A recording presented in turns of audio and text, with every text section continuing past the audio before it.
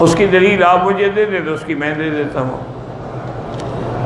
اللہ کے بندے، صحیح حدیث میں ہے، حضور نے فرمایا ہے کہ اول من تنشق عنہ القبر، سب سے پہلے میری قبر کھلے گی، پھر میں قبر سے اس طرح اٹھوں گا کہ حضرت عیسیٰ علیہ السلام میرے ساتھ ہوں گے، ابو بکر عمر میرے ساتھ ہوں گے، ہاکذا نبعث یوم القیامہ۔ اس کے بعد ثم آتی علی باب البقیع الغرقد، پھر میں باب البقیع الغرقد مدینے کے قبرستان پہ آؤں گا تو وہ سب کھڑے ہو چکے ہوں گے حضرت عثمان کی قیادت میں۔ ثم انتظر لأہل مکہ، پھر میں مکے والوں کی انتظار کروں گا، وہ بھی پہنچ جائیں گے۔ اجعلہم علی یمینی واہل المدینۃ علی یساری، مکے والوں کو میں دائیں ہاتھ پہ رکھوں گا، مدینے والوں کو بائیں ہاتھ پہ۔ تو صحابہ نے پوچھا حضور کیوں؟ فرمایا وہ میرے مہمان ہیں، مکے سے آ رہے ہیں، مہمان کا اکرام تو کیا جاتا ہے۔